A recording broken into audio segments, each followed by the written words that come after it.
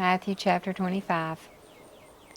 Then the kingdom of heaven will be comparable to 10 virgins, who took their lamps and went out to meet the groom. 5 of them were foolish, and 5 were prudent. For when the foolish took their lamps, they did not take extra oil with them, but the prudent ones took oil in flasks with their lamps. Now while the groom was delaying, they all became drowsy and began to sleep.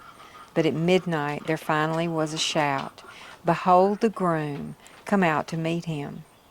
Then all those virgins got up and trimmed their lamps. But the foolish virgins said to the prudent ones, "Give us some of your oil, because our lamps are going out." However, the prudent ones answered, "No, there most certainly would not be enough for us and you too. Go instead to the merchants and buy some for yourselves." But while they were on their way to buy the oil, the groom came, and those who were ready went in with him to the wedding feast, and the door was shut. Yet later the other virgins also came, saying, "Lord, Lord, open up for us." But he answered, "Truly I say to you, I do not know you. Be on the alert then, because you do not know the day nor the hour. For it is just like a man about to go on a journey, who called his own slaves and entrusted his possessions to them. To one he gave 5 talents, to another 2, and to another 1, each according to his own ability. And he went on his journey. The one who had received the 5 talents immediately went and did business with them, and earned 5 more talents. In the same way, the one who had received the 2 talents earned 2 more. But he who received the 1 talent went away and dug a hole in the ground, and hid his master's money. Now after a long time the master of those slaves came and settled accounts with them. The one who had received the 5 talents came up and brought 5 more talents, saying, "Master, you entrusted 5 talents to me. See, I have earned 5 more talents." His master said to him, "Well done, good and faithful slave. You were faithful with a few things. I will put you in charge of many things. Enter the joy of your master."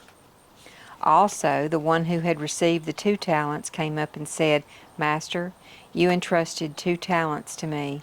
See, I have earned 2 more talents." His master said to him, "Well done, good and faithful slave.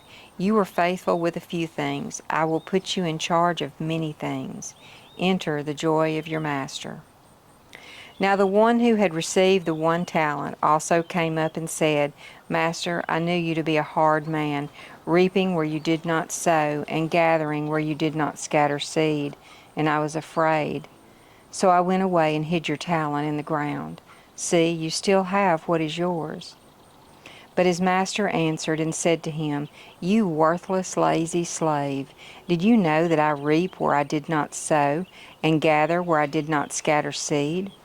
Then you ought to have put my money in the bank, and on my arrival I would have received my money back with interest.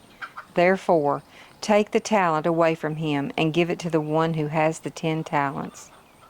For to everyone who has, more shall be given, and he will have an abundance.